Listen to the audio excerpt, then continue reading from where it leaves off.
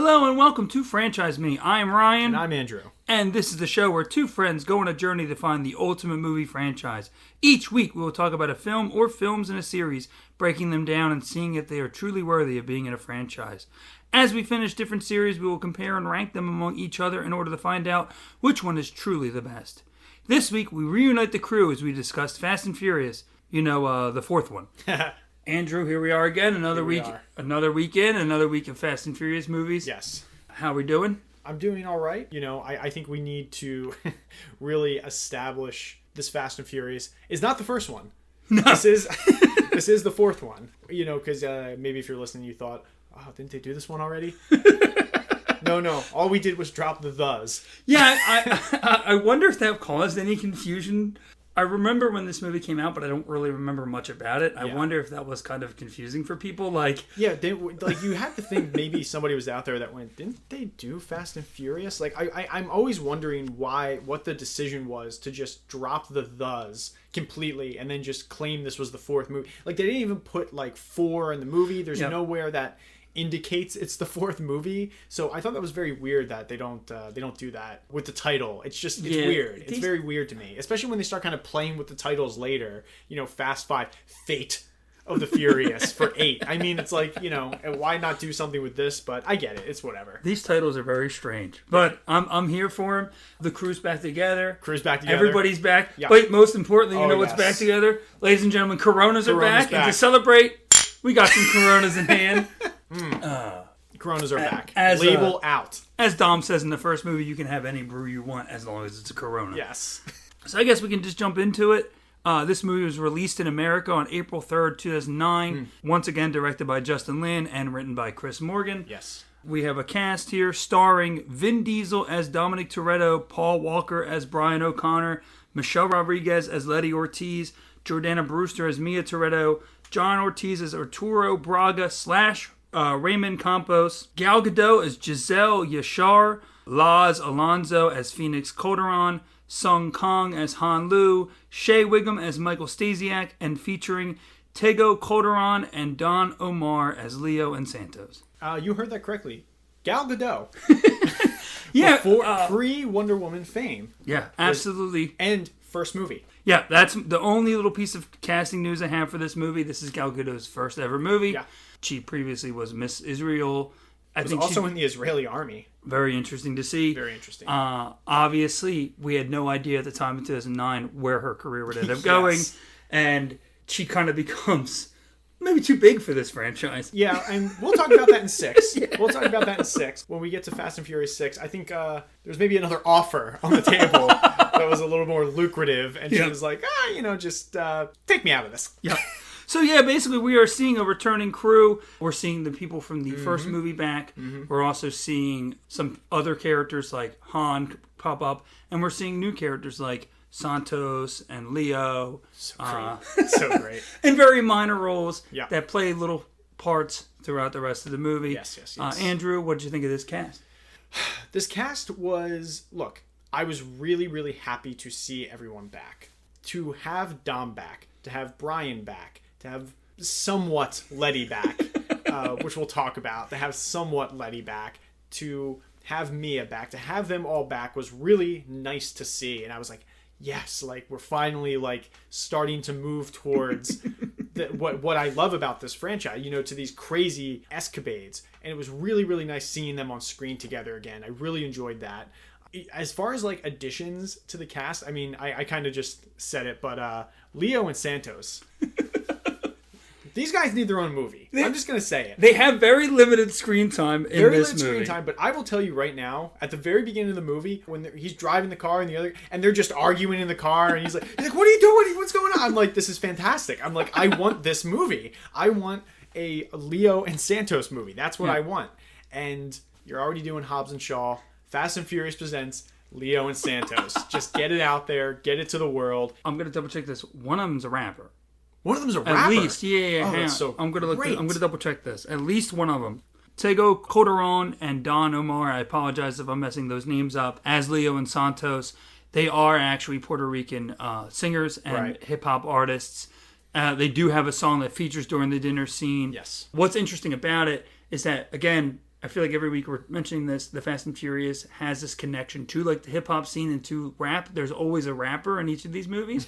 We have Ja Rule in the first one. Yes. We got Ludacris in the second one. We got Bow Wow in the third one. And now we got Tego Calderon and Don Omar in the fourth one. It's fantastic. So it's fantastic. It's so good. I like that it's a running theme. It works. It's really, really great. Those two are fantastic. As far as the rest of the cast goes, though, Gal Gadot. It's a little small role. It's a small role. It's definitely something I didn't expect to see her doing. Like, she's definitely there for kind of looks. Does that make sense? It's for like looks. It's for sex appeal. It's for sex appeal, I think. And, the whole thing with her, I'll talk about it a little bit more when it gets like to the Dom thing, like her and Dom, like it just felt really like weird watching it. But Gal Gadot, in the small role she's in, is very good, and obviously we see that role grow with the next two movies more, which is great. But she's good in the small role she has. The bad guy, what's his name? John Ortiz. John Ortiz as Arturo Braga.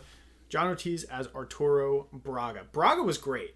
I liked this villain a lot. I thought he was fantastic. I was a little torn on him because they do try to do the whole switcheroo. Like he says his name is Roman Campos. He says his name is Roman Campos, and he's interacting with this crew and with Dom and with Brian as this supposed to be this assistant to Braga. Sure. And they try to keep the identity of who Braga is. From the second he comes on screen, it's pretty obvious that he is Braga. Yeah. It's very clear that it is Braga. I was starting to wonder, I was like, we're like 35, 40 minutes in this movie, we haven't seen the villain yet. And this guy still is saying he's not. I'm like, he's got to be. Like, there's no way that they're going to go that long and just not have the villain there. Yes. They do try to do this little switcheroo, this twist that he is somebody else, and spoiler alert, he is the bad guy. Yeah, spoiler, he's the villain. And that didn't exactly work for me, but him as a villain itself, he was pretty good. I liked him. He was pretty good. Yeah, he does his job. He gets more like mustache twirling kind of as like the movie goes. Yeah. And he kind of plays himself very cool and calm, and then they have the whole scene in the end where they're driving in the cars through Mexico, and he's kind of there, and he's kind of just antagonizing Brian for the entire car ride. It's so ridiculous. He's good. Don't mind him. He's good. He's a good. Villains are very not complicated, but we look at these. We're now in the fourth movie. We kind of look at the villains from the previous movies, right? There really, I guess, in the first one, really is no villain, right? I guess Dom, in a way, is the villain of the first movie, right? Right. Or he's supposed to be like an antagonist, or I guess the FBI in general is the antagonist of the first movie. The second movie, we go way over the top. We got this guy who essentially, I mean, if you really think about it, the plot for 2 and 4, the bad guy's plot, is the same thing. They're doing the exact same thing. Yes. But he's way more over the top. He's way more supervillain level. And then we have the third one where we just have this guy, this like high school kid or fresh out of high school kid who just has these ties to the Yakuza. Yeah, to the Yakuza. And finds himself way over his head and the pressure of the world put on him. Yes. So he kind of, takes it out on the people around him. So yeah. Compared to those, I would say he fits right in. He's probably the best. So far. He's not used that much, but he's probably the best. Yeah, I agree. Also, our boy, Sung Kang, popping back up as Han in a, again, very small role. He's really only in the first, 10 minutes of the film. Yeah.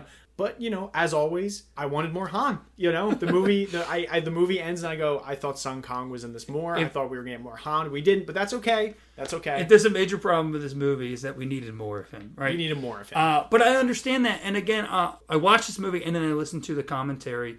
And Justin Lin the commentary really helped improve this movie for me. And we'll get on that a little more on that a little bit later.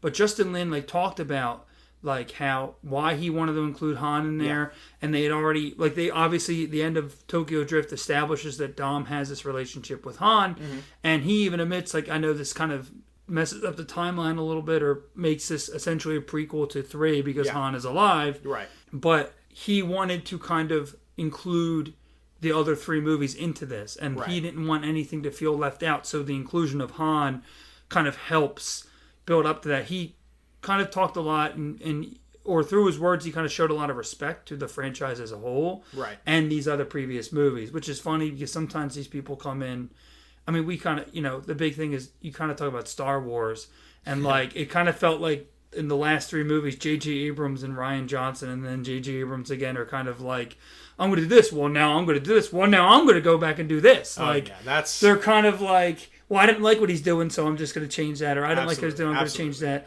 And that's a whole other beast. Oh, that's a conversation for another day. We will get to it. That is a conversation for another day. But that he wants to have respect for, this franchise and for what the other writers did, and the other movies and the other directors did, and to include Han in there is a nice little nod to just the movie, the franchise as a whole, and saying, hey, we're not writing this out. Like, this didn't have the same cast.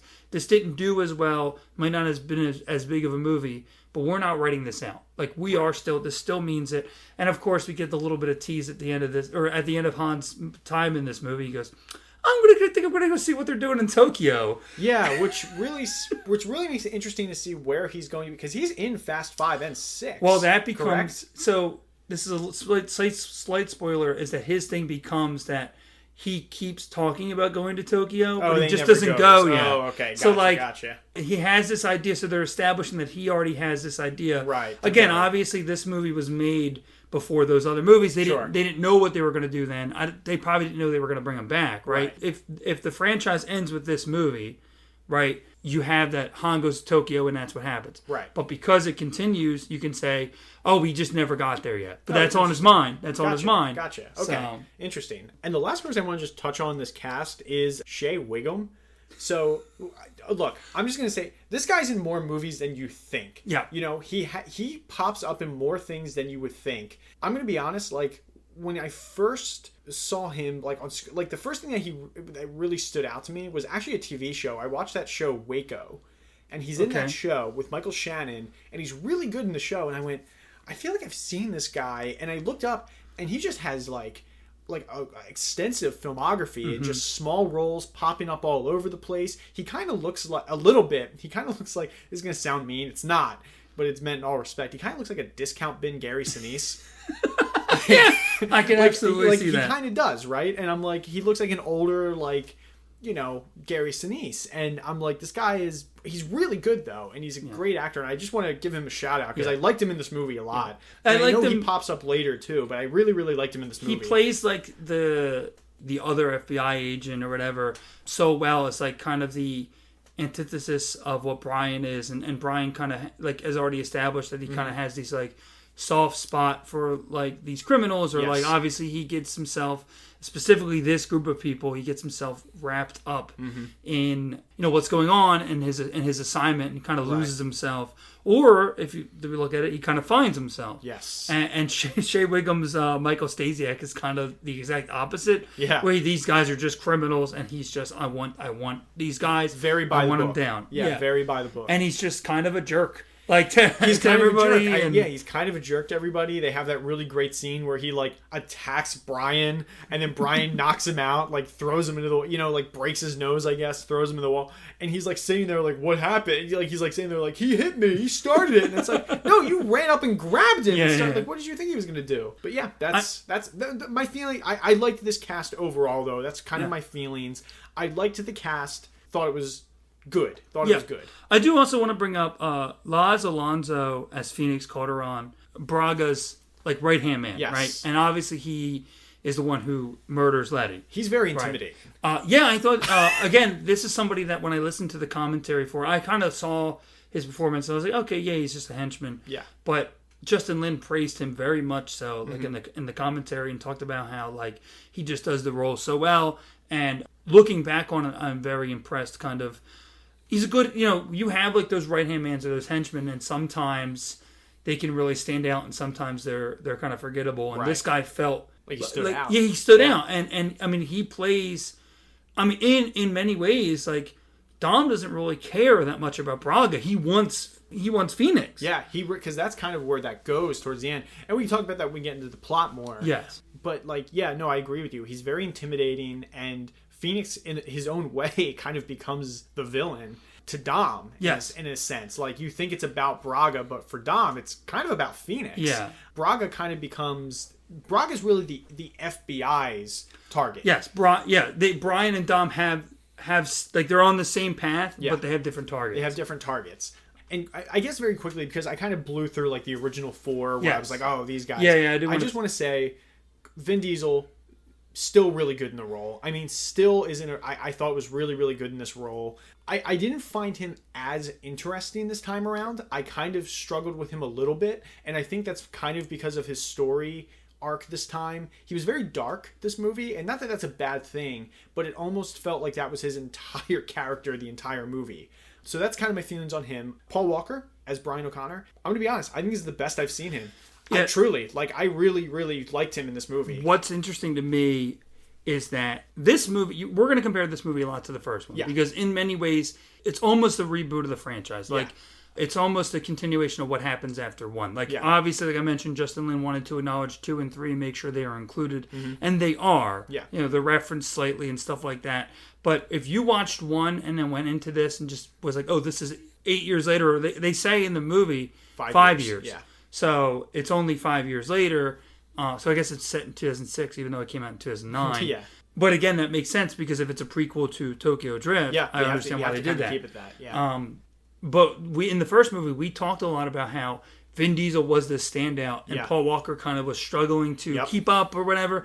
I felt like the roles were really reversed here because Paul Walker is on his A game. He's he steals every scene he's in. Yeah. You care about this character so much. You're invested in what he's doing. And Dom, I still liked him. Diesel still had that intensity. Yeah. But like you said, his story's kind of dark. His story's kind of boring. Like it's a little one-dimensional. It is. You start to see like the weakness in the character. Yeah. Or maybe the performance a little bit. And not Vin Diesel, I think is still great. We talked about the last 3 movies have literally been us going, we want Vin Diesel to come back. Yes. And I'm so happy he's back. And he's still doing a good job. He's really good still. He's still doing a good job. But, and again, on the commentary, I'm going to be saying this a lot. On the commentary, Justin Lin talked about he wanted these characters to feel like they really grew, right? Yes. And I really believe that. Dom still kind of feels a little bit of the same. He feels stilted still. A little bit. He feels of the 4 main characters. Absolutely. Or the 4 original characters. Yeah. He feels like he is more of the same. I mean, Letty doesn't really count. She doesn't have a lot to do in this movie. Yeah. But he feels more of the same, whereas Brian especially feels like he's really grown and changed. And I mean, obviously, from the last time we saw him in Miami to now. I mean, he changed his hair color. I mean, he changed his hair color. He looks really good. Yep. Like, he looks better. Like, he looks, I mean, I'll just say, like, dude looks like he's got a jacked body. Looks like he's been working out. Like, he looks good. He's got the suit on for a lot of the movie. He looks good. And he's like, he's like blowing the doors off this movie. Yeah. Like, every time he's on screen, you feel like he wants to be there. Yeah. It really feels like he's delivering a story. And I really felt like he's just, like, really, like, the only phrase I can use is every scene he was in, he blew the doors off. And I was like, this guy is really good, this movie. And you can tell almost that, I was almost getting the vibe that, like, he was happy to be back. And you could see it in the performance. Yeah. Yeah, well, especially if they didn't even consider him for the 3rd movie. He's probably happy to be here. Again, with all of these actors, even the actors that are have yet to come back, that are going to come back in the later movies, you get the idea or the feeling that, besides maybe The Rock, they're all really... well, no, I guess he's even included. They all really love these characters, and they love these movies, and they just have fun doing it. Yeah. They're having a good time, and they get along with each other. Obviously, there's major friendships between Vin Diesel and Paul Walker and Tyrese, and Vin Diesel and Tyrese, and all these other people, and it's really interesting. Well, there's an exception. We'll get to it, but there is an exception. With, obviously The Rock, that's a whole thing as we go through these. I can't wait to talk about that. As we go through, we're clearly going to have to address that, starting with next week. But, they just look like they're having a good time and they really get along with each other. Yes. And he still looks like he's having a good time. And he still seems... Obviously, he looks like he's going to want to do Hobbs and Shaw 2 and 3 and 7. Yeah. So I think he likes the character of Hobbs. I just don't think he likes certain parts of the atmosphere and certain people on set. Yeah. So...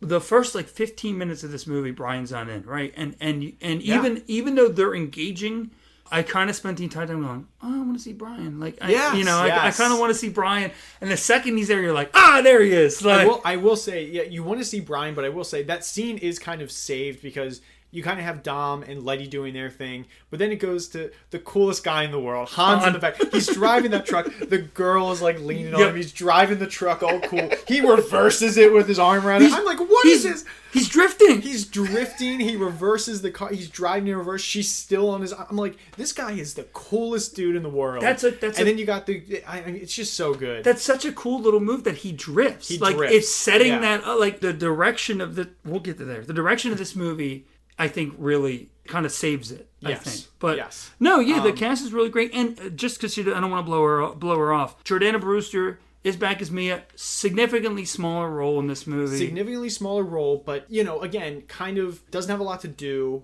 In a way, is kind of really only there for Brian's character, I think. Yes. And Dom's in a way. Like, she's kind of, actually, to be fully honest, she's kind of the glue that brings them together. Justin Lin described the women of this movie, all three of them, Mia, Letty, and even Giselle, as the heart of the movie. Yes. And I maybe not Giselle, but those two, especially, you feel like even in the little, she's on screen for maybe 7 minutes, like Michelle Rodriguez as Letty, even because she's flashbacks and stuff. Yeah. Even through that and the little bit that she's in the movie, I feel like it is used well enough. Yes. That Dom's motivation makes sense, and you want Dom to catch Phoenix and whoever did this because you want Letty to get to be revenged and everything. Absolutely. So, yeah, I absolutely think that. Yeah, you're right. She is the glue. Mia is the glue that keeps these two together. Yes. Yeah. No. She's really, really good in the role that she has, and I think we should just touch on Michelle Rodriguez. I know she's not in the movie a lot. Spoiler. She quote unquote dies. Yeah, off screen, which I guess does help them later on. I mean, she dies off screen, but not because you see the flashback. But it was also. I guess Dom has a detective mode. If, he's playing the Batman Arkham games. I guess in another world, Dom was Batman. I don't know. Like when he turns that thing on and he's like watching it all happen, I'm like, I literally felt like I was playing the Arkham games. I'm like, am I doing like the crime scene reconstruction mode right now? What is going on here? But I really, she's good. She's really good in the small amount she has. Like, they make her a badass as usual. She's climbing on the truck. She's blowing the, I guess it's nitroglycerin or she's freezing the thing, and she's breaking the chains off. She's doing really cool things. You miss her presence, but in a way, I think the motivation for Dom works. Like once she is gone, it really gives his character more motivation. Yeah. For the movie. Yeah. And again, it's not the last time we're going to see this character, obviously, but you do miss her presence in the movie because they are really, they are so electric. We talked a lot about how electric they were in the first movie. Mm-hmm. You miss that. They have a really good chemistry. They have a very good chemistry. And in the very little bit they have together, and we're going to talk about this more later, there is a short film that goes with this, Los Bandolores, that is a prequel to this, sets the opening for this movie up. Michelle Rodriguez and Vin Diesel are in it, as well as some of the other cast members. Again, we'll get to that a little bit more. Written and directed by Vin Diesel. Yes, written and directed by Vin Diesel. We'll talk about it more at the end. But it's like 20 minutes. She's in maybe 2 or 3. Yeah. But again, she comes in, has this presence, and you see the them reuniting, and immediately you're buying into this relationship. And all throughout this movie, in a little bit, you understand, you believe that he really is hurt by this. Yes, you believe that he really is upset by this, and they touch on this a little bit in Los Bandolores, and even I guess even the first movie a little bit, that when she's not around, like Dom's not necessarily like he's not alone, like he's always kind of distracted or by. These other women. Michelle Rodriguez uses different words for it. Yes. But he's kind of distracted by these other women. But whenever she's around, he's only has eyes for her. Yes. And you do believe that yes, he could move on and be with somebody else, but when it comes to her, if she's an option, it's always her. And you kind of believe that. Yeah, she is his love interest. Yeah, or she's his love. She's his love, not even interest. Yeah, she is his love. Yeah, and you believe that. Yeah. So yeah, it's a really good cast. Anything else you want to say about the cast? Or? No, I think I've covered all my ground. Yeah. Budget of $85 million. pretty good looking movie for $85 million. Pretty good looking, yeah. Again, it's 2009, so the CGI is a little somewhat dated. It wasn't as bad as some of the older ones to me. Like they're, like I didn't find any like abominations here. Yeah. Like I was kind of like, oh, okay, this is, I can deal with this. And like I mentioned, I think it was last week, that Justin Lin eventually, I think was starting with the next one, starts to try to use as much practical effects Yeah. as he possibly can instead of using CGI, because he knows it just looks better. And yeah, some of the races and some of the stuff, it is obvious a little bit, and there's the weird, I saw some people online complaining about the GPS effect during the race. Get over it. But Get over it. It's dealt with Tokyo Drift. They have flip phones that connect. Deal with the GPS. Well, no, I guess just the use of it and the graphics of it and stuff. They were kind of complaining. I thought it was fine. Yeah, I don't mind. It's a movie. On a budget of $85 million, it had a box office of $360.4 million. Man, people can trash this series all they want, but it makes money. It makes back the money. So we see in the first one, obviously the first one had a box office of $207.3 million. The second one had $236.4 million. Yeah. Takes a little hit with the third one, only $158.9 million, right? Still made some money because that had an $85 million budget. Yeah, it made money back. It made money back, but it is, but when you have a completely different cast, you don't have any of the stars, you don't have any major, your main or your biggest American name is Bow Wow, right? Yes. So, yes. Basically, I wasn't really familiar with a lot of the other actors in that film. Yeah, I didn't know anything about So, we know retroactively Sung Kang, but not at the time. Yeah, absolutely. But yeah, and then this one has the biggest box office so far, 360.4. Yeah, really good. I can understand why they want to do more with this. Yeah. This is where they're starting to get confident in this franchise. This is where they're starting to see this does work. If we put in the effort and we had the right people behind it, Justin Lin, Chris Morgan, they seem to be doing the right thing. People seem to like it. People will go to theaters and watch this. Yeah, it's making money. Yes. So, and speaking of people liking it, we have the Rotten Tomatoes score. So for the critics' Rotten Tomatoes score, this actually has the lowest score of the entire franchise at 28%. They were brutal to this one. Pretty brutal. But an audience score of 67%, so it's fresh. So critics are rotten, audience fresh. Again, there's always that interesting divide between critics and audiences, like audiences crave this kind of stuff. Like maybe people want to go see a movie like this. That's just a big action spectacle to a degree, and critics watched it and went, we see that more and more too with this divide. So. And I think the big thing is that they brought back these original characters. That's the big draw. I think that's why it made so much money. I think because they brought back the cast, people went, oh, I want to see them again. Yeah. Like I want to see them all together again, and that's what brought people back to theaters. Yeah, well, I'm glad it made money because here we are. Here we are. So, we have a little synopsis here. 5 years after the events in Los Angeles, Brian O'Connor is now a full-fledged FBI officer, and Dominic Toretto is living as a fugitive in the Dominican Republic. After hearing about the death of his girlfriend, Letty Ortiz, Dom must return to L.A. to pay his respects and hunt for revenge. Meanwhile, Brian is trying to track down Mexican drug lord Arturo Braga, who Letty was working for when she was murdered. Brian's and Dom's individual searches leads them to once again cross paths. Now that Brian is reunited with Dom, as well as his sister and Brian's lost love, Mia, he must confront his past mistakes and decide what is truly important in his life. It's so interesting how that synopsis still talks about Brian a lot. Yeah. Like as if Brian is still the main focal point of the series. Isn't that interesting? Yeah, because I think, again, we are seeing more of a co-lead situation. But this felt like a co-lead. Yeah. Yeah. With a little bit of lean more on Vin Diesel. Sure. Because we start the movie with Vin Diesel. We end the movie really with Vin Diesel. Yeah. I mean, I know Brian and all is there, but yeah, Brian, like I said, Brian doesn't show up for 15, 20 minutes into this movie anyway. So it seems like they want to kind of lean on Diesel a little bit more, and maybe his star power. Because I think at the time, and I have not gone back to really look at where they both were at the time, but I think he was a little bit more of a bigger name than Paul Walker was at the time. Yeah. But when you look at the first movie, that I would say that's Brian's movie. Yeah, oh, for sure. So 1 and 2 are Brian's movies. Yeah. This one, you really see the co-lead happen. I mean, yeah, Brian's not in the first 15 minutes, but when it goes to Brian, it's just Brian. The first time we see him, he's in that chase with that guy. He's literally chasing this guy down, and you're like, oh, okay. And it starts, for a little bit, it bounces between Vin Diesel and Brian. It Yeah. goes between Brian and Dom. It bounces between them until about, I mean, maybe like the half-hour point. It's like 35 minutes, 35 I think, minutes where they in, finally, maybe. they don't interact. And yeah. then they finally have a scene together, and then the rest of the movie, they're mostly together. Yes. And I think that that's where the movie actually really picks up when absolutely. they go together. Yeah. Because on their own, and that might be a problem that maybe we're seeing with some of the current Fast and Furious movies now that Paul Walker is no longer here. Yes. That when they're together, they're at their best. Yes. And that it's not, now I'm not going to say it's bad when Dom or Brian are on their own, but like clearly we had our own issues with Too Fast, Too Furious, which is just Brian. Yep. Or, you know, with a new cast. So those interactions and the chemistry between the two actors, Vin Diesel and Paul Walker, Yeah.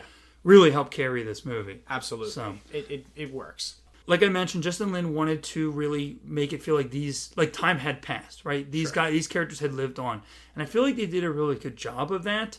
How do you feel about Dom's kind of this fugitive? Last time he was in L.A., he left with the 10-second car, and now Brian is back to being a fully fledged FBI officer. What do you think about that? I think it was the only place their stories could go. Well, because last time we saw Brian, like I said, he's in Miami. He's in Miami, but he also helped bring down. He did, and I guess he had clearly he'd quit the LAPD. Yep. Had no intentions of being a police officer or working for the law anymore. Yeah. But I guess maybe he got some clout after that bust. I mean, we also have to think maybe he wasn't totally enjoying just racing cars all the time. I mean, maybe he wanted to. They even kind of reference it in the movie. He doesn't exactly know what his purpose is. Yes. He's trying to figure out what to do, and for those 5 years, he doesn't see Dom. Yeah. So he's just aimlessly wandering and probably racing cars, and then he gets bored. And I guess maybe join my version of it, at least, is maybe he gets bored, joins the FBI, and goes, okay, let me try this again. And then inevitably, it brings him together with Dom again. Yes. And That's his destiny. That's what he wants. In the end, you can tell he wants to be with Dom. He wants to be with Mia. Yeah. He loves Mia. He wants to be with her. He knows that's the best thing that ever happened. And in a way, I mean, Mia also has that really great line about, are you the bad guy pretending to be the good guy? Or are you the good guy pretending to be the bad guy? Yeah. And it's such a good line, and it's really encapsulates his character perfectly, because what is he? And he does make a choice. He makes a choice by the end of this movie, as we know, but he is just it works. Is what I'm trying to say. No, it does, yeah. And like I said, it is interesting to see, where Dom is too. He's off in the Dominican Republic. Yeah, I mean, that's where he's been. He's in the Dominican Republic fixing cars. Yeah. One of the things I did, so what I'm interested in is that I watched Los Bandolores before this movie. You watched it after, yes. Right? So I literally watched that into this movie. Yeah. So I understood what was going on in the beginning of the movie. I understood that there was a gas shortage. I understood, Right. where he was, that he was in the Dominican Republic, that he just reunited with Letty, all this stuff. Yeah. Did you find the opening and the opening sequence and anything confusing at all? No, I mean, every one of all these other movies have opened with these crazy heist sequence. I mean, the first movie literally opens with them with the truck sequence. That's I mean, true. I wasn't asking why it was happening. Yeah. You know what I mean? For me, it was just opening with the sequence, and I went, oh, okay, they're just robbing a petroleum truck for whatever reason. Mm-hmm. I mean, I'm not going to ask why. It's Fast and Furious. I could, you know what I mean? I'm sure they have their reasons. They always seem to have a reason to do things. But I will say, after watching Los Bandoleros, I kind of finished it, and I went, oh, okay, that makes sense. So there's a gas shortage somewhere in the Dominican Republic. Yeah. They can't find gas. So that's why they're doing this job. That's why they're doing this heist, is to bring gas back. Yeah. And it makes the cause more noble, as usual. And like I said, we'll talk about that more after we finish this movie. We can talk about that a little bit more. Yeah. There's not much to say, but There's not. I thought that it's not the most exciting movie. It's not the most incredible movie or short film or whatever. Sure. But I did like the little peek into where he is and what exactly he's doing, right? Sure. And also that, we talk about Leo and Santos, that they are kind of more prominent characters in that short film. Yeah. They have, in the 20 minutes in that short film, they have more to do than in this entire movie. Absolutely. You get to see kind of their origins as well, where they came from exactly, and that's really nice. and I again, those characters, they do pop up again. Yeah. As we know, everybody seems to pop up again. These guys do pop up again. But yeah, it works. I just thought it was interesting to. I don't want to go off on that yet, but I just thought it was interesting to that is a little peak that like we're kind of trying to fill in the gaps for Brian and where he is and how he got back in the FBI and Right. stuff. Well, we actually basically get that for Dom. We kind of know what he's been doing for the last 5 years. We know what's going on. I mean, you mentioned at the end of the first movie this post-credit scene where he's going to Mexico or whatever, right? So then obviously he went from Mexico to the Dominican Republic, whatever, you know. So to meet these characters again, to be introduced to these characters again in this story, I thought was interesting. But I guess we can talk about the story in general. What did you think about the story? Was it engaging for you? Did you have problems? So, I think what I want to say about this story, and I guess this is about the movie in general, is more like this is not the best Fast and Furious by any means, but this might be the most necessary story that they've done. Yeah. Because you need this movie to get to Fast 5. You need it. It may feel slow. Like, to me, this story is really clunky. It's a little slow. I mean, I already kind of touched on, like, Vin Diesel's story isn't super interesting, and that kind of was a little boring to sit through. I was much more engaged when Brian was on screen, and when they're together, I'm more engaged as well. And there are some really good, again, there's a couple really good action sequences in here that I really like, so there are things to keep you engaged. But overall, the story is not, it's not interesting. You know, it's not interesting, but it is a necessary story. It needs to be told to get to Fast 5, and for this franchise, for what this franchise becomes, you need this movie. Yeah. I think that, you know, this is a problem that we've been seeing since 2. Yes. Because I think we're both in agreement that, while the story in the first one's simple, it's a decent story. It's an interesting story. It's well told, carried by kind of the charismatic performances of its leads and stuff, and the race sequences and the action sequences. But since 2, we've seen that, you know, these stories, they really aren't great. No offense to Chris Morgan, who wrote these 2, but again, I think that, you know, he comes to understand what he wants to do or what these movies need to be more starting in the next one. Yes. And when I watched this movie, wasn't sure how to really feel about it, but when you mentioned to me about the necessity of this movie, that really stuck out to me. I'm like, you're absolutely right. You're absolutely right that if you went from 1, 2, 3, and even if it was 4, and you just had the plot of Fast 5, it wouldn't make any sense. It wouldn't work. It wouldn't work. You know, and again, we haven't seen Fast 5 you haven't seen Fast 5 in a decade. Years. A decade. Years. Yeah, decade. I have seen it in maybe a year or 2. Yeah. But so we're all just off the top of my head, it would not make sense if we went there. So we are setting up these. This does feel almost like I know. So one of my fun facts for later is that Vin Diesel wanted to make the 4th and 5th movie back to back. And the studio wanted to give a little bit of breathing room to see if this was going to succeed. Right. You know, obviously we mentioned the 3rd one didn't make a lot of money. Right. So they wanted to see, you know, is this 4th movie, is this franchise still valuable? Is it still, you know, going to make money? Are people still interested? Are they still coming out? Right. Clearly the answer is yes. Yes. So they went, okay, they greenlit the 5th one, let's go to work, right? But, so he wanted to make 4 and 5 right back to back. He wanted to go right into it. Yeah. This feels like almost like a part 1, part 2 of the same story. Yes. Like, you know, we have Brian, the FBI agent, who's truly understanding what he wants out of life, where he needs to be, and who he needs to surround in his life, and accepting Dom and Mia and this criminal lifestyle as who he needs to be, even if he's breaking the law, even if he's turning his back on everything he's done before.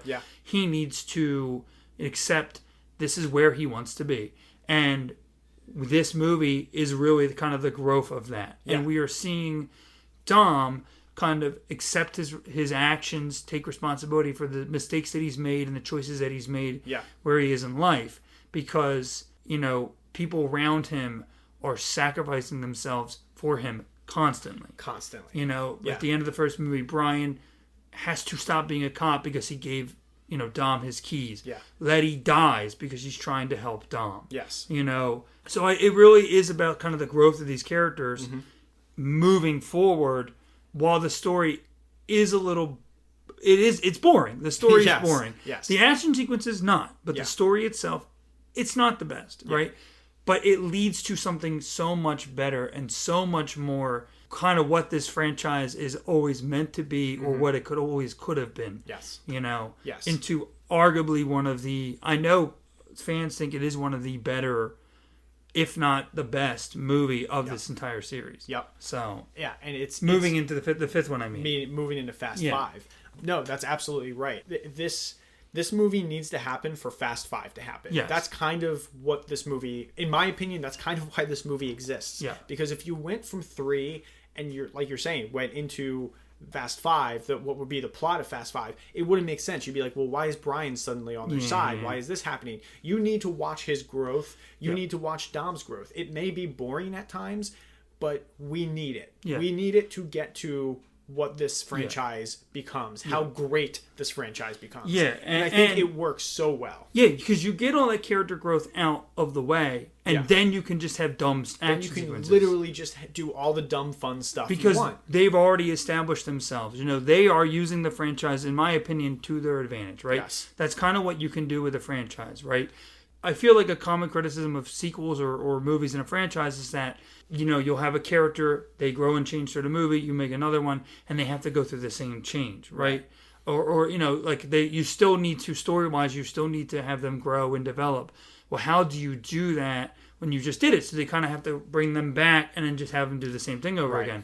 I don't think that they really do this here. They take this movie to do that, and then moving forward, they do they do grow, continue to grow, but the major changes and the major, choices that they made have already been made. Yes. They're sticking with it, and they're now just using it to, now we're going to have fun with this. Where can we go with this? What can we do with this? This is like the major character development movie. Yeah, this is the character movie of this franchise.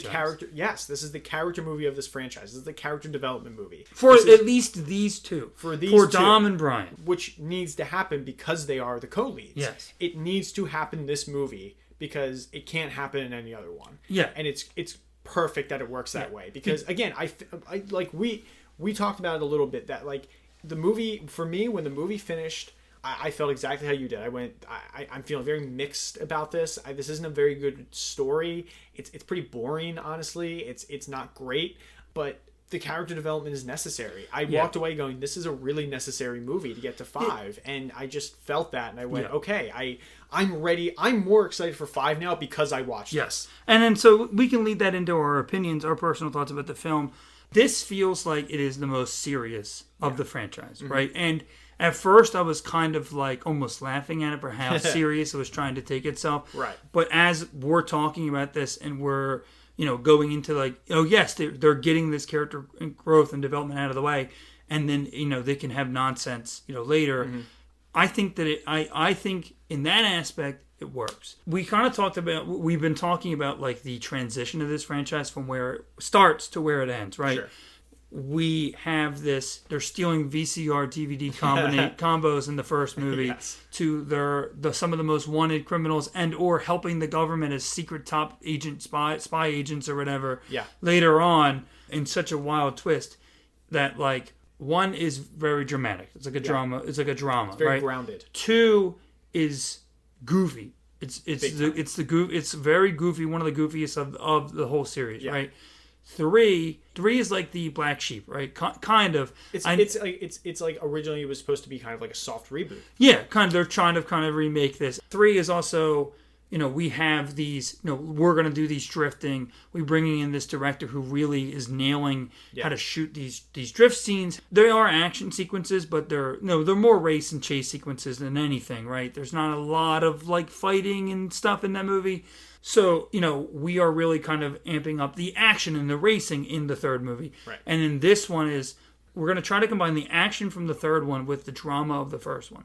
And I don't think that bleeds well because what they're missing is the goofiness and silliness of the second one. Yes. You need all 3 of those elements. And there's a little bit, like, I'm not saying that this movie's not funny, whatever, but like we mentioned, like, when I think of this franchise, I think of Volt being dragged through the streets, by cars. We talked to somebody and they were talking about how ridiculous this franchise is, and people trying to drive cars on buildings and driving out of airplanes and parachuting down on cars, like the ridiculous moments. This doesn't have a lot of that. The action sequences are more grounded. They're more realistic. And I think that you need to you can have the drama and the seriousness of it, and you can have the action, but you need to accept it. You need to be a little silly. You need to be a little goofy at times. Well, I mean, you said it best in that the movie takes itself too seriously. That's really what it is. It takes itself too seriously, and you can feel that coming through, and I don't think that bodes well for the movie, because you finish it and you go, it's not a fully satisfying experience. Even though you saw this really great character growth between these two characters, it is not a fully satisfying experience, because you're missing that goofiness. We keep saying, Dom's story is very dark in this. It's not goofy. It's not fun. It's very dark. Brian's story is more about character development. It's not goofy. I know you're not saying it is. There's funny moments. Yeah, but I just want to establish that we're not saying that every movie in the world needs to be lighthearted or goofy, right? But when you're the fourth movie in the franchise that's already done that, you can't just ignore that. Right. No, I agree. Like they've already established by 2, hey, there's these ridiculous things. They're completely made up technology that's frying the inside of these cars. Right. And like they have all this crazy technology, and even in like with Too Fast, Too Furious, they're driving off into he drives into a boat at the end of the movie, and just all this crazy stuff. You can't like go there and be like, this is wacky, this is goofy, and be like, well, now we're gonna eliminate that anymore, right? Now it's just gonna be about racing. You still need to acknowledge that we can do this at times. Yeah. Right? And that's fine for this film. But if Fast 5 was more like this, I'm jumping off the bandwagon of this movie. I could not continue to do 6 more of these movies if they were as dramatic or serious like this. Yes. This is fine because that's this movie. Mm-hmm. And I think that's okay that there's one of these in the franchise. But yeah, you don't want to establish the whole series to be like this. Absolutely. Yeah, that's basically my opinions on it. I feel like that's really how I feel about it. It's just, for me, it's not the best. The story's a little clunky. As far as character development, necessary, but it is missing the goofiness. Yeah. And that's what makes this a bit of a drag of a watch. But that's kind of how I feel. That's how I feel about it overall. I would say I enjoyed it. After initially watching this, I almost thought this might even be a 2.5-star movie. I debated, which would have been the lowest that I've given anything in this franchise. Yeah. I debated, and then when you mentioned that to me about the necessity of this movie, and I also listened to the commentary by Justin Lin, and to just hear I feel like sometimes, and this isn't a shot on directors, I feel like sometimes people come in, and we mentioned, we gave some examples that sometimes people come into franchises or these to do a sequel or to do whatever, and they don't want to respect what other people do, or they kind of want to do their own thing. And I just felt like he really got what this franchise was. Even if this movie isn't great, he still, while making this movie, understood what this franchise was and had these conversations. He was talking to Vin Diesel about Dom being the Christ role and having to make sacrifices. And he said Vin Diesel... Well, you told me before, I know this is probably in your fun facts, but they cut the crucifixion scene, right? Yeah. Maybe it's a little too far, the analogy. Justin Lin was like, this is a little too much. And Vin was like, all right, yeah. And he's getting off the cross. Yeah, I feel it. We'll see if that makes it in. Yeah. Probably will. But no, he really got what this movie, what this series was about, right? Yes. And you can tell that we talked about, again, 3 was a movie that without his direction is not very good. That franchise probably dies without Justin Lin, right? There's no wonder to me why they brought him back, right? There's no wonder to me why he directed 5 of these movies. Yeah, because he really gets it. He really likes it. Yeah. He's having fun with it. And will be directing the finale. Yes. Yeah. So, and he's the perfect choice for that. So, yeah, he really, hearing him talk about it and talking about these characters and again, this growth that they're going through and just the choices that he made, he kind of wanted the FBI to be a surrogate family for Brian as the other side of what the crew is. Yeah. Mia and Dom and everybody else. And I thought that was, I didn't pick that up, watching it. I'm not great with subtle hints and subtlety in movies and stuff. So to see he's trying to establish there's the girl in the FBI and that's kind of the sister and sure. Like you mentioned, Shea Wiggum is kind of the like the rough brother or whatever, For sure. and the head of the FBI or whatever is Kind of the father. the father, Yeah. and to see that family dynamic. I do wish they would have brought, what's his name, Tom Bailey. Yes. I kind of wish they would have brought him back. I wanted him back. I missed him. But I mean, that's fine. But no, like the little choices that he made, like that, and just like you could tell he had passion. So like that really, I respect that when Yeah. filmmakers have that type of love and really trying to. And I'm not. I know if you're doing a movie, chances are you love doing movies. But there's just something like you look at like the Michael Bay Transformers movies. Those movies feel soulless. I have not watched one of them in a very long time. I stopped at the third one, but. Yeah. I would feel like if I went back there, I feel like they are soulless, Yeah, right? There's no heart in that movie. Right. Michael Bay is just going, let's have this explode, let's have this explode, Yes. and then we'll have this girl's butt, and this girl's butt, and then an explosion in the background. And Explosion, and then we're going to have a butt explosion. Is that what you want, Michael? and he's not doing that. He's not doing things Yeah. for the sake of, there's not random explosions here for the sake of random explosions. Yeah. Everything does kind of feel earned, right? Yeah. Even if this movie drags a little bit and is a little bit boring, everything throughout it does feel earned. Yeah. The character motivations, even the Giselle turning, and helping Dom, Yeah. is earned. I ended up giving this movie 3 stars. I think, did you give I it? also gave it 3 stars. Yeah, I also gave it 3. I did enjoy it. Like you said, it's not the strongest, but I wouldn't say it's the weakest either. No, I don't feel like it's the weakest. Yeah, no, I feel like it is stronger than people give it credit for. I know we're gonna kind of put our rankings at some point too, and I kind of was struggling as to where I wanted to put this. Yes. I'm still not totally sure. We'll but figure it out when we get there. Yeah, I think I have an idea. Yeah, When all is said and done, and we've done all 10 of these movies, Yeah. the 9 and Hobbs and Shaw, yeah, this is going to be on the lower half. yeah, Next week we're hitting the halfway point of this franchise. These first 4 movies are probably going to be on the lower half of this franchise. right. But maybe we'll be surprised. We'll see. Yeah. Let's talk uniqueness. What stands out for you in this movie compared to the other movies in the franchise? The co-lead stands out to me. How we shift to co-lead. Well, I do want to say real quick. I know that technically in the first movie, Vin Diesel and Paul Walker were still co-leads, but like what you're saying by that is that even though Vin Diesel is technically, he's the second build in the first movie, there's much more focus on Vin Diesel and versus where it is in the first movie. Yes. So that I just wanted to say that. Yes. But The co-lead. Also, maybe I guess some of the dialogue choices in this movie we didn't talk about, but Vin Diesel twice or a couple times in the movie says calls somebody, and you're like, oh, that hasn't aged well. Like you hear that and you go, ooh, that's not. And it's always, it feels a little maybe too masculine. It's to a also degree. like that's the not best. even masculine. It feels toxic masculine is what it looks. It's also like that's the best insult you can come with. Yeah. Like and the moment in which he does it the second time, where he bursts out of the tunnel and slams his car into that guy. Yeah. It's a great moment. But he's going, what did he say?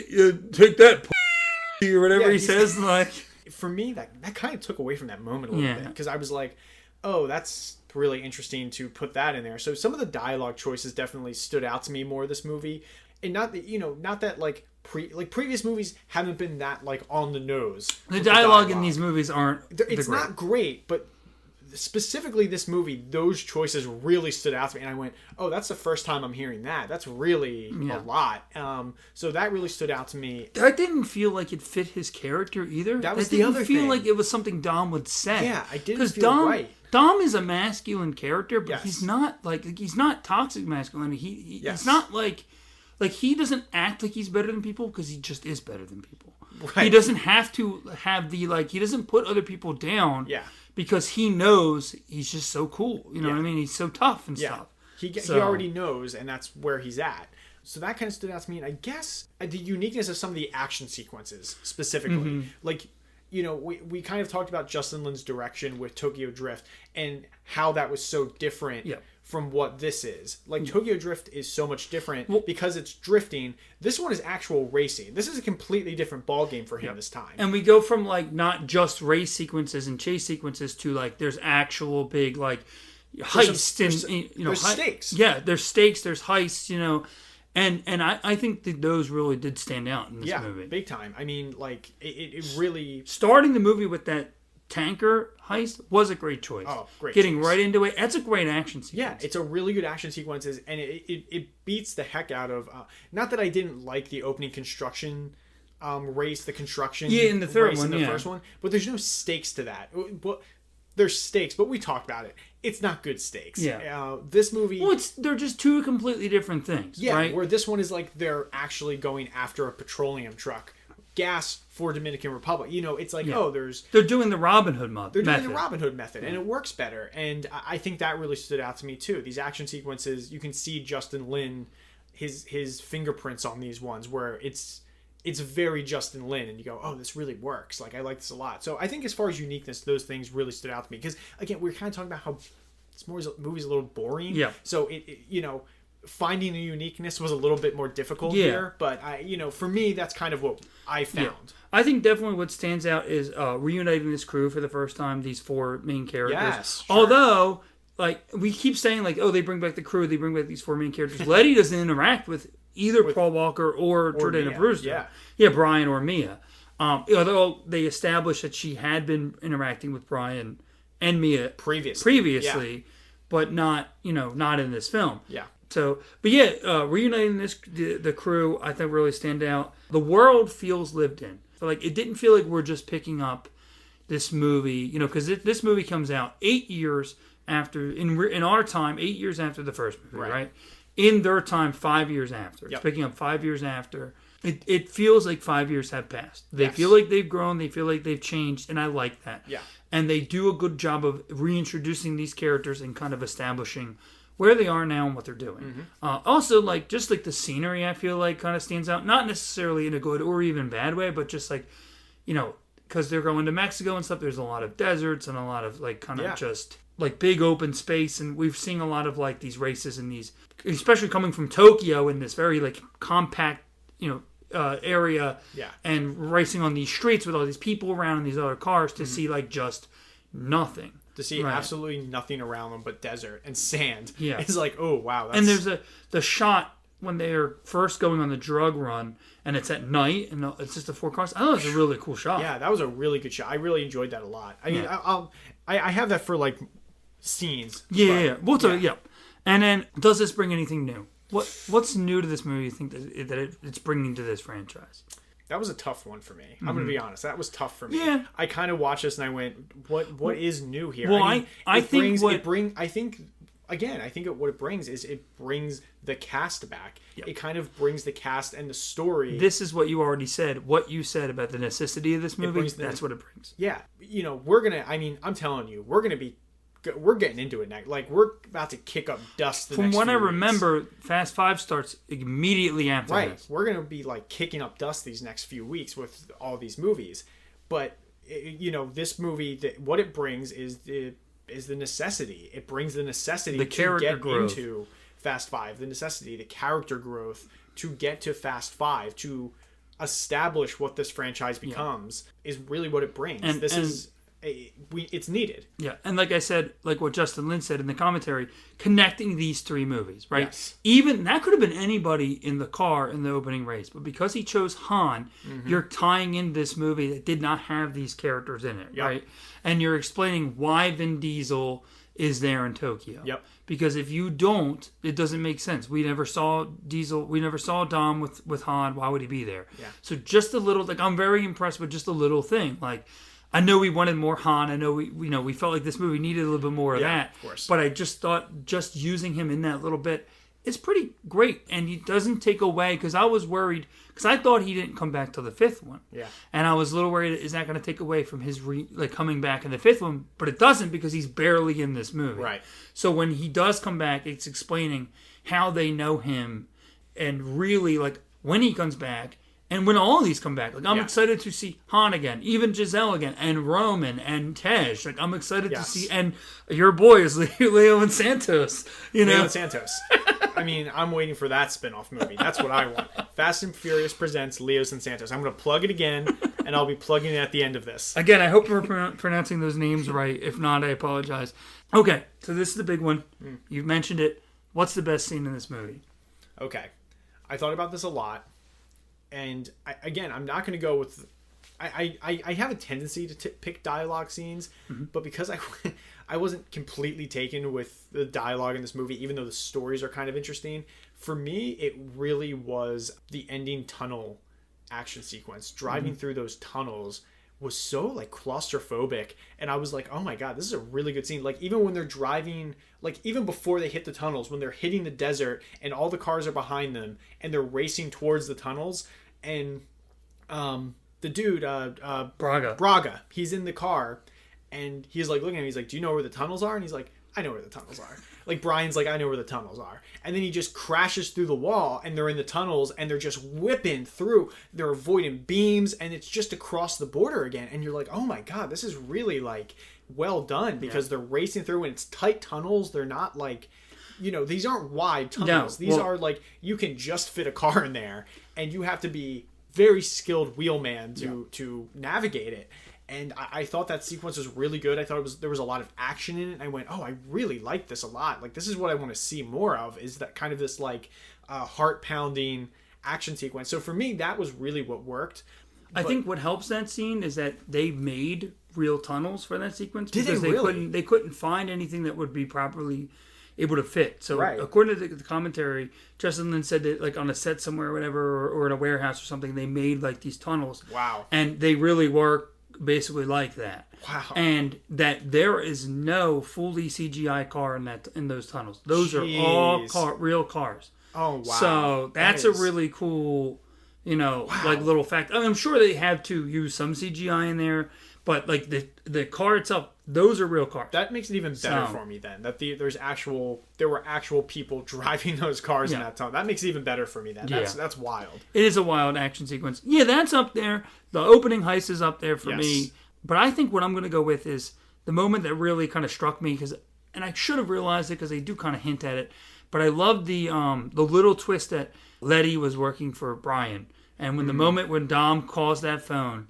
And I'm thinking, oh, is he going to get Braga's or whatever? And Brian's phone rings, and you're like, oh, crap. Like, I really like that moment. And then Dom just flips out. And beating the crap out of him. Yeah. And the little fight, and Brian's got the arm bar on him. Yeah. I thought that was a really cool moment. It's a really cool moment. And then it ends very, you know, it's an emotional outburst where he's like, he's like, I did it for you. And she wanted to do it for you. She wanted to do it for you. Yeah. He's like, I'm trying to help. I was trying to help her. She wanted to see you again. It's like, oh, this is so good. The little character motivation. That's a great scene. The little character motivation that they're getting for Letty, even though Letty's dead, is really interesting. Yes. So, and it really solidifies Brian's character more, of him caring about Dom. Yes. And caring about this family. I know some people might be like, oh, you know, it's been 5 years. Letty and Dom haven't been together. Like, how much could he, you know, they just get reunited and then she dies, right? Yep. Or they just get reunited and then he splits them up again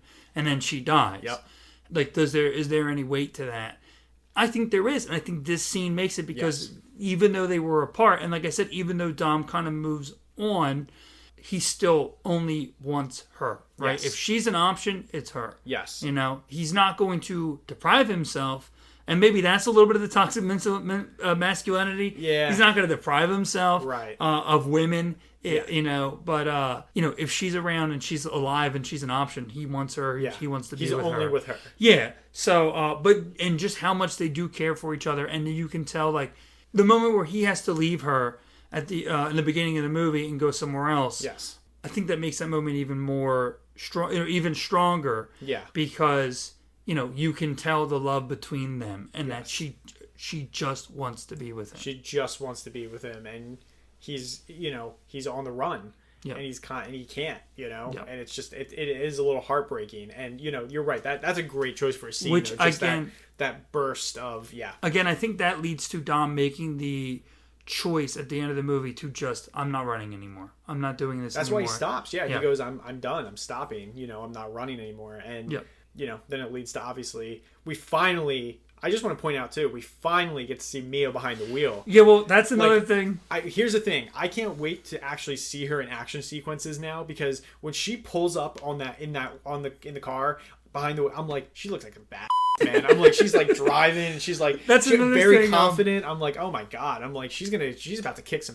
Justin Lin mentioned on the commentary that like in the like, so this is obviously the second movie he's done here, that like in the third one and in this one, people like there's people who are in it but they don't really have to drive cars, like Bow Wow and Jordana Brewster. Yeah. And he said that they both were like, oh, I can't wait to get behind the wheel of a car. And he's like, oh, you're not really. Like, he said Bow Wow was really disappointed in the third one because he wanted to drive. And he's like, you're not really going to be behind a car. And Poor Bow Wow. And then he said same thing with Jordana Brewster. He's like, well, we got her in at the end. We got her in at the end of the car. And it's kind of leading into her being in the car for Fast 5, which is great. Yeah, and again, she's the character of those main four. She's the character who ends up being maybe the least impactful, and especially when it comes to the action sequences. No, absolutely. But again, there is, there's reasons why she's not in action sequences in the fifth one as much, and going forward, as we know, because we know what happens and we know where their characters go. Sure. If you catch my drift. Yes. She's pregnant, but but yeah, no. I just the disappointment of like poor Jordana Brewster and poor Bow Wow that they just want to drive these cars. Never thought I'd say it. Poor Bow Wow. So let's talk connectivity. How does this set the tone and fit in with the franchise as a whole? I think this is the easiest one to answer of the four movies so far. Yeah. Because I mean, it's like, again, I don't mean to keep harping on it, but this movie does kind of feel like it is a new beginning. It does kind of feel like here they are hitting a little bit of the reboot button. Yeah. But what it obviously does is, I mentioned, is the connectivity is Justin Lin is making choices to connect all three of these movies. He connects all three of the movies, and he does it well.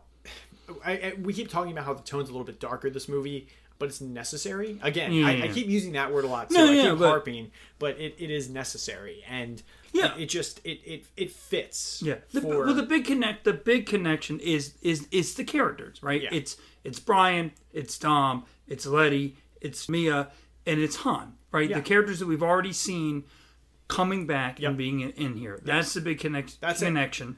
And that's really kind of, as far as they go, as well as, again, Han hinting at going to Tokyo and kind of winking at the audience of what's going to happen there.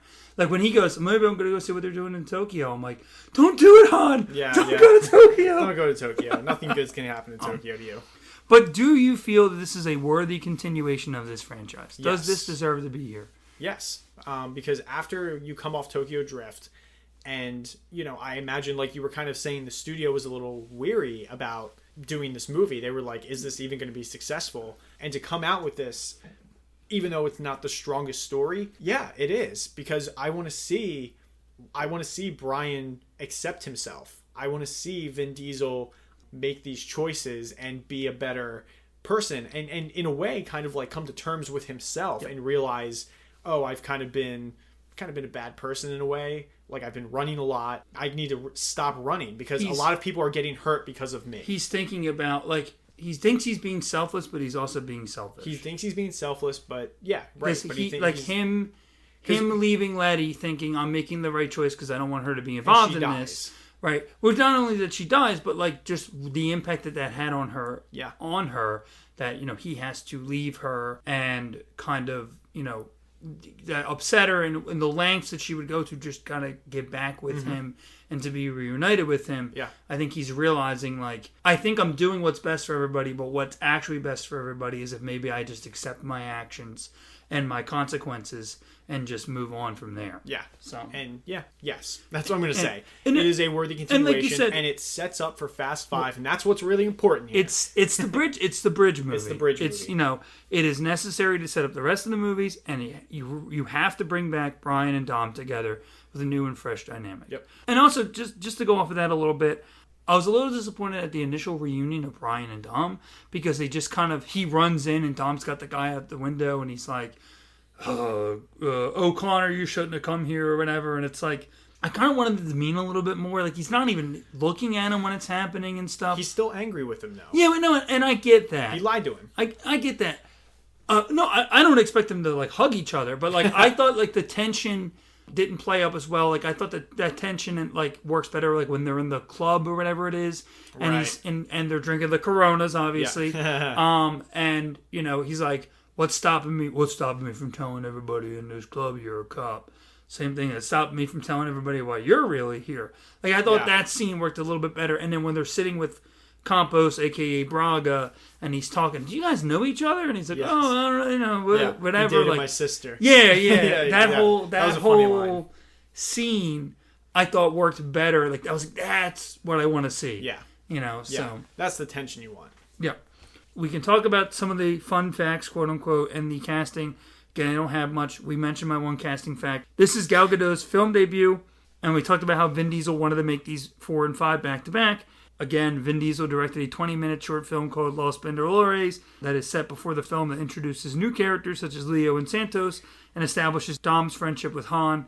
Composer Brian Tyler had 3 days to record the score Whoa. because they moved the movie up. It was going to be Jeez. released, I think, in May, and it got released in April, so they had 3 days to do it. Oh my god. Could you imagine just being thrown a movie and go, okay, make the score. Okay, how much time do I have? You got 3 days. I think I don't Get on it, Brian. This doesn't the score doesn't stand out to me, but that's probably a good thing. That's probably a good thing. So for 3 days, he did a good job. Yeah, he got it out there. David Ayer did some uncredited rewrites on the script.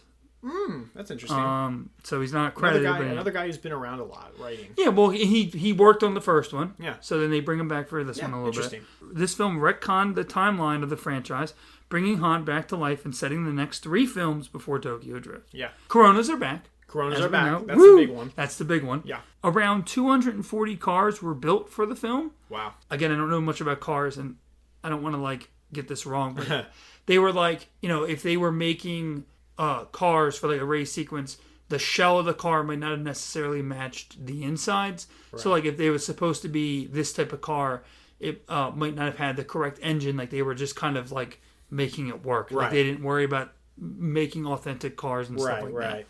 Justin Lin held open casting calls for Cars. So he did auditions for Cars. Could you imagine he's just sitting in the chair and he goes, rev for me. Well, no, I guess he just had almost meetups kind of. Sure. Or car shows almost, I think. And these people just kind of or they met with people. Car collectors. Yeah, and then we have these cars and whatever. People who were willing to loan them for the movie. Probably got together with Seinfeld quite a bit. He's a big car guy. What if that was credited car associate or Jerry Seinfeld? Jerry Seinfeld. And Brian was originally going to be a convict locked up in prison at the beginning of the movie. I'm glad they went with the FBI story. I think that works better. So I saw that online that they said that, but when I listened to the commentary, he does mention that, but he says he says it was the only change they had in the movie, and that they scrapped it 3 days before they shot, which makes me think that he was in there as an undercover agent and not an inmate. Right. Maybe it was going to be a swap, a fake out that you think he's arrested. But he's not. He's actually part of the FBI. It's kind of basically what they it's did the with the first first movie one. again. Yeah. It's the first movie again. So- I'm glad they just had him as the FBI. Yeah, I like his intro. Like you said, he just grew right into Yeah. the chase sequence and stuff. So, and in future of the franchise, we don't really have to go on this too much. Should there be / have been a sequel to this? Did this deserve a sequel? Again, yes. When you Absolutely. end with this movie with them all back together and them racing against the bus to get Vin Diesel, you want more. Yeah. You go, I want to see what happens. I gotta now. see that. I gotta see what happens now. So yeah, absolutely. And then you just answered it. What do you want to see in the future? You kind of want to see the I want continuation to see of the that. team. I want to see the team get together. I want to see some vaults being pulled down the street. That's what I want. Yeah, absolutely. This is one of those movies, especially because we're going into Fast 5. I don't think you really change. You don't change the direction of this. What they end up doing, wanting to bring back everybody, all these supporting characters from the movies. We're getting characters from the second one, the third one, the fourth one, and putting them in on this team, I think is great. And the first one, because don't forget who's back next week. Our boy Vince is back in Fast 5. Yeah. So I'm excited to see where he's been, because this is the only other movie he's in. Yes. Fast 5. Yep. Yeah. Yep. I'm interested to see where his character, because I don't know. Yeah. I don't remember. Yeah. So I'm really curious to see where he has ended up. Yeah. But yet, that's what you do with it. That you bring those characters back. Mia, Dom, Brian, now they're convicts, they're felons, they're wanted criminals. Let's see them go. Right. And then, we usually ask, what franchise would you want to add to this? I think that ain't questions answered because in the next movie, You add The Rock. they bring in The You Rock. bring in Dwayne The Rock Johnson. That's who you do it. Yeah. It was a great choice. I would actually say maybe Fast Five was the movie where he started to become what he is now. This really revitalized his Yeah, career. this It was really- really good for him. Yeah. He, in many ways, lucked out because he was he did all the Disney movies for a really long time. Yeah, he was doing like the Tooth Fairy and Yeah, stuff like that. and the yeah. game plan and stuff, and Race to Witch Mountain, and Yeah. like they were making some money, and I'm sure he was successful and whatever. I'm sure he was making a lot of money. Oh, I'm sure. But it wasn't. I don't think they were really hitting with audiences, and he Yeah. was kind of becoming a joke, right? Yeah. He was becoming. We look at wrestlers who transition into. I mean, that's a whole thing on its own. Wrestlers becoming actors. Yeah. You look at Hulk Hogan, and his movies are horrible. Yeah. Horrible absolutely abomination awful. movies. Right. I mean, I had a good time with Mr. Nanny. That's a wild movie, but like these like weird like comedies / action movies that really don't work. Stone Cold kind of broke into acting a little bit. Yeah, it was strictly action movies. Action movies didn't really work. Now, I heard that's a different case that he really didn't want to be an actor, but I guess like somebody said, I don't know, a wrestler apparently said, I read this recently, the reason why they keep like a lot of wrestlers do these movies, especially ones that aren't great, is because when you get a SAG card and you can get SAG credits or whatever, their health benefits are really good because they don't have health benefits Right. as a wrestler, so Right. they kind of do it for the health benefits. I got knee problems, I got neck problems, I need surgery. Let's go in here and do it. So that might explain that as well. Unfortunately, that's a whole other conversation again. I mean, but yeah, adding The Rock, this revitalized his career, got him out of this kind of rut. He was like a joke when it came to movies. He got out of this rut of doing Disney movies and kind of action movies. Like I know, not great action movies. Right before this, he did a movie called Faster, and I think that was that started the kind of like people were like, oh, it's a pretty good movie. It's a pretty good action movie. I have not seen it. Right. But people started to talk about him a little bit more in a positive light as an actor. Yeah. He comes in here. He got jacked for this movie. And that's when we see him now. He's huge. Yeah. Fast Five's when he became huge. I was Wow. looking it up. He blew up for this movie. Wow. He put on all his he muscle. just stayed there. And he stayed there. Because now we've seen, I mean, regardless of how you feel about the guy, I mean, he is one of the biggest franchise actors of the 2010s. Yeah. Yeah. Easily. And we'll probably continue that into the 2020s with the way he's going. Yeah, and we'll talk more about him next week. Sure. I don't want to, gush Yes, about yes, him too yes, much. yes, Gush about him I too much. agree, But I agree. He's a great choice for this franchise. Absolutely. That's where you go, and this supporting cast as Yes. well. So, although you mentioned in the first episode for the Fast and the Furious that you would have liked to see Harrison Ford as like police chief, he would have been great as the would have FBI in this movie. Absolutely. As the FBI head, he would have been great. Are you kidding me? He would have been fantastic. Like as like that father figure FBI guy. Oh my god, he would have killed it. Absolutely. This is the movie you bring Harrison Ford in. And It's a little tiny role. He might have done it. It's I a think little tiny role. if they paid him, he will do it. Yeah. Yeah. Yeah, it's fun. So, okay, now we can get into ranking these movies. We talked Right. about this. Not 100% sure. I think we're in agreement. So let's start with the bottom because it's going to be the easiest, right? So we now Too have four Fast. movies. Sure. Number 4, Too Fast, Too Furious. no doubt. For me. Right? Too Fast, Too Furious.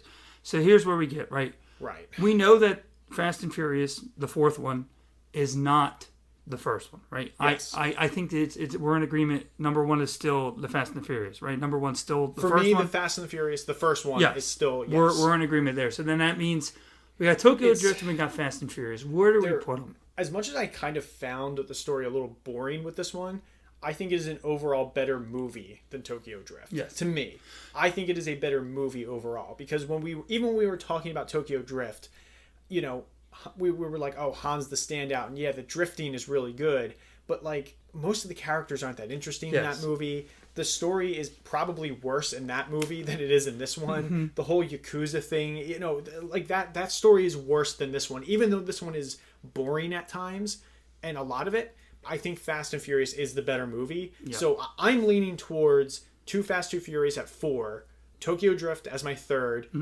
Fast and Furious 4, Yeah. 2, and then The Fast and the Furious 1. That's what I got. Oh, nice. Yep. I did not even see that Yeah, paper. yeah. That's what I got. Yeah, that's what I agree with. The fourth one, the third one, and the second one, they're probably going to stay around the bottom. as we move up. You're not going to see any more movement as far as that's concerned. Maybe. I mean, really. unless F9 really is bad, and I've heard mixed things about it. I have too. But unless it's really bad. But I heard the people who really love this franchise, and I would say we're at the point that we really love this franchise. We might like it more than most. You know. My thing with this franchise, and we can talk about this in other places at other times, and I've probably said this a lot, is that you just have to accept the ridiculousness, and once you've accepted the ridiculousness, and you accept you just keep going on, right? And they will continue to try to top each other, right? Yes. And I'm for it. I don't care how ridiculous this goes, right? Mm-hmm. I don't. We talked about in our own personal lives, like rumors of like connecting this with like Jurassic Park. Do it. Just do it. Why not? Why not? It doesn't. And we even said it does not have to be canon. It doesn't have to be that. Just do it for the sake of it. You know, just do a crazy fun movie for the sake of it, and like get people in seats. You know, that's like that's probably the most popcorn experience you're ever gonna have. It's like Godzilla versus Kong. You had a really great thing where you're like, I wanted to see the giant monkey fight the giant lizard, and that's what I got. And that's what I want to see. I want to see a giant dinosaur chase a car. I want to see Dom Toretto ride the car on the back of a dinosaur. Yeah, I want to see him go right off the top of a brontosaurus and just take off. That's what I want. And land on the pterodactyl and they fly for a little bit. It'd be great. I know people, I've seen people discussing these movies, and when 8 came out, remember when 8 came out? I saw 8 in theaters. I loved 8. I had a great time with it, and again, we'll talk about this more, but 8, I was excited. I knew people who loved it. I was excited to talk to people and look online, and a lot of people online and other places were like, oh, it was too ridiculous. I'm like, well, wait a minute. We're 8 in. We're 8 in. Yeah. Okay? They're pulling safes in the next movie. Yeah. They're driving out of cars in 7. They're driving cars out of planes in 7. They're driving cars on buildings in 6. Yeah. Or 6 or 7 or whichever one it is. You cannot at 8 say this is too ridiculous. Yeah. You've crossed that line. The threshold has been crossed. Like that's the only problem I have with people. Like if you don't like these movies aren't for you. That's fine. I have no problem with that. Right. But if you're like, I love 1 and 2 and 3 and 4 and 5 and 6, 7, but 8 was too much. I'm like, no. Like, you got to be on board. Like, once that threshold has been crossed. Yeah, you're there. You know. You're there, and you're invested all the way at this point. Yeah, absolutely. Let me just check to see if I don't have any more little notes I want to talk about before we get into Los Pindolores. We can talk about that just briefly. There's 2 sequences that stand out to me as well. Or one's kind of a character. Let's talk for just a second about Dwight. You know what I'm talking about? Dwight. Which one is Dwight? He's the guy in the crew, in Braga's crew, that Brian takes his spot. Oh, yeah. So, okay. Dwight says, you whatever, and then he's got the foot fetish. Yeah, he's got and Brian bursts in with the FBI, and he just drops meth. He drops the meth, and they're just like, that's not going to stick. And he's like, no, that's the point. It's just like, are you kidding? Yeah, that guy is... That was a wild scene. Like, he's just like filming, and he's like watching, he's like kissing their feet, and you're just like, oh, God. The guy who plays Dwight, you may know him more as a voice actor. Sure. He voices Beast Boy in Teen Titans. Whoa! That's really cool. I didn't know that. That works then. Yeah. That whole like moving around and stuff, that really works. Good for him. And the other thing is, so Dom gets sentenced to prison. Mm-hmm. He gets 25 to life, right? Yeah. But the only really major crime that we're seeing Dom do, besides like, I mean, he obviously, so in this movie he gets involved in the drug running business, but there's a motivation for that, right? Mm-hmm. But the only really big crime that we see Dom really do, besides a couple of the ones he talks about, is in the first one, where they're stealing DVD VCR combinations. Yes. So I like to think that Dom Toretto is getting life in prison because he stole some Panasonic DVD VCR combinations. That's in a perfect world that's probably happening. I was like, is that a little 25 to life? Is that a little harsh? It seemed a little harsh. Yeah, I did think it was a little harsh, considering they hadn't done like any major heists yet or anything like that. And like, I was like, why is he getting 25 to life? Like, I didn't totally understand that, you know, especially since we hadn't gotten to theyese new films where like they're really pulling some big stuff here. There's some big jobs, and you know they're like putting him away. The Panasonic DVD VHS, they were out of stock for so long. 25 to life. Like, the judge is just like completely... I didn't get one because you stole one, Dom Toretto. 25 to life, and bangs the gavel. Get out of my courtroom. Absolutely. So let's go into Los Vengadores. Release date July 28th, 2009 was like, I guess it was when it was, I don't know where it was aired or released. Vin Diesel's house. Maybe festivals. It was directed by Vin Diesel. So when I saw it, I saw co-written by Vin Diesel, but I couldn't find the co-writer's name. Yeah. So I just wrote written by Vin Diesel. The co-writer is in the credits when you watch it Okay. on Vimeo. But when you look this up and you look up like writer Los Vengadores, it just credits Vin Diesel. Yeah, So- he probably made sure that was. No, I don't think he did. I don't think he did but, either. He is in the credits though. It does say co-written by. I Gotcha. don't remember the guy, but he is in. I didn't pay attention to Yeah, it. I didn't either. Starring Vin Diesel as Dominic Toretto, Michelle Rodriguez as Letty Ortiz, Sung Kong as Han Lu, and Tego Calderon and Don Omar as Leo and Santos. And there's a very brief synopsis. Dom Toretto, now residing in the Dominican Republic, begins to put together a crew to steal oil to help support those in need. Yeah. This is a 20-minute short film. It's on, it was not on my DVD copy of this movie, but I believe it was on most of them, or especially now, like the Blu-rays and It's stuff. probably on the Blu-rays. Yeah, and, all and that. stuff. Yeah, I imagine. Yeah. Vin Diesel got some money. You can't find a budget or anything anywhere. Yeah. Got some money, took a couple of these people, went down to the Dominican Republic, shot this movie. It does feel like he is trying to highlight this culture.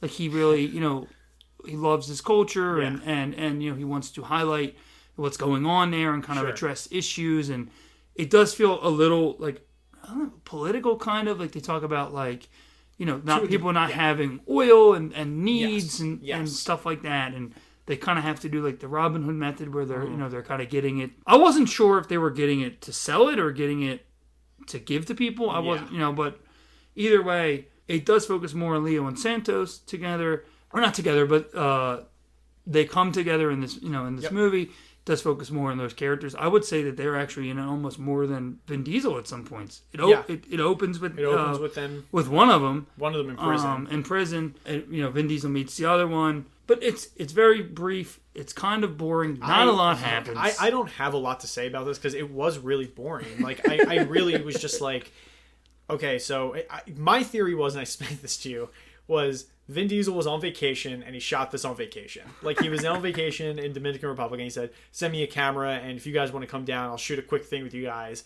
And he just like shot it on his vacation. Because I was watching it. I was like, okay, there's a lot of like, he's working on a car and then it talks about the gas.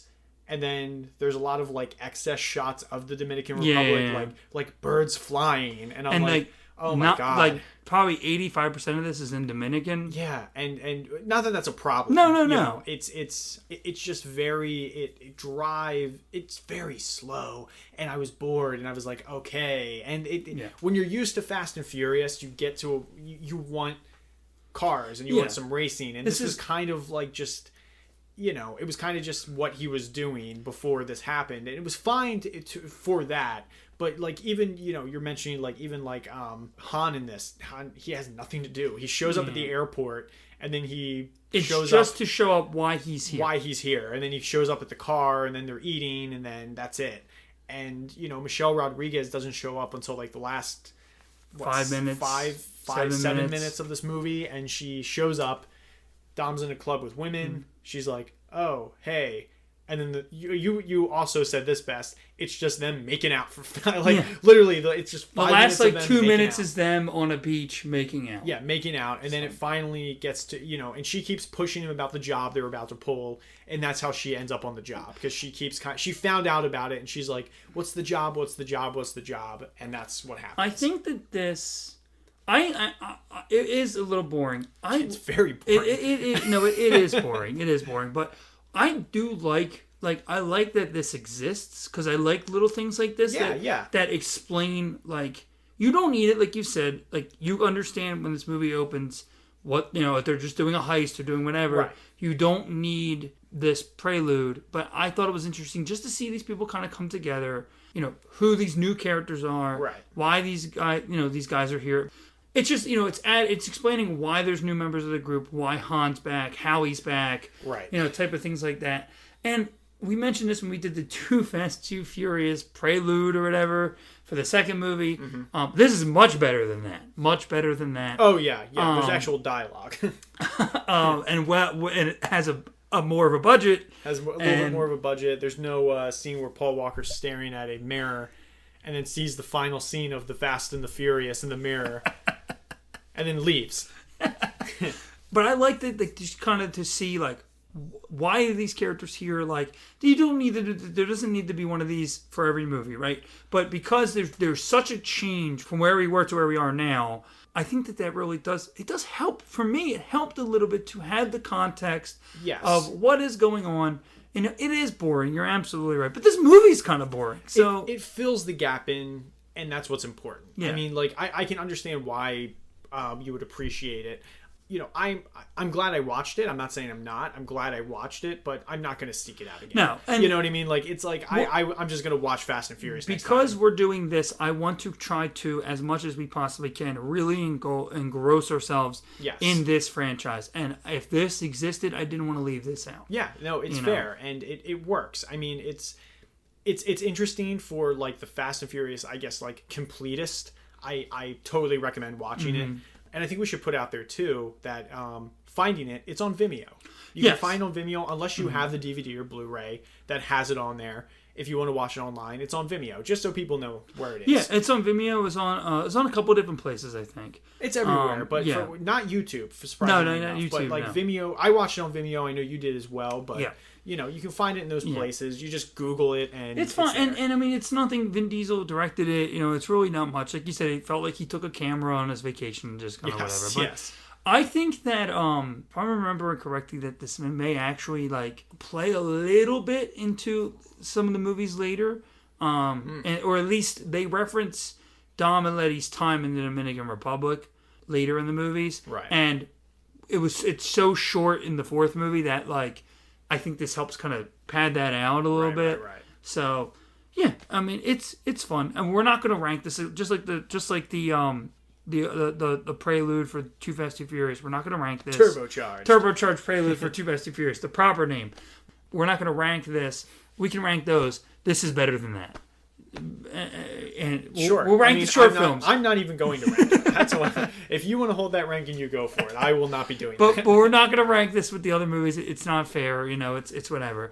It exists. It exists. It's a thing. Yes. You know, and if you really feel like you need to, really get involved in this franchise and really see everything, seek it out. Yeah. So.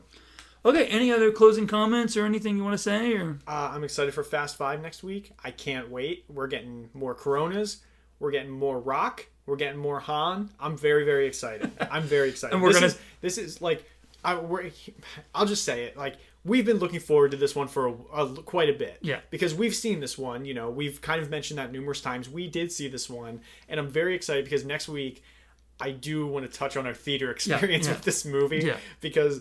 boy, was it fun. Yeah. But, I'm very excited for Fast 5. Can't wait to watch it. We're at the halfway point. I can't believe it. It's really exciting. Yeah, we're going to be hitting the halfway point of this franchise, which is also really wild to think about. But, that's really what I want to close with. I'm excited to do Fast 5 next week. All right. Well, that'll bring us to a close. Thank you for listening. Thank you to Tony, as always.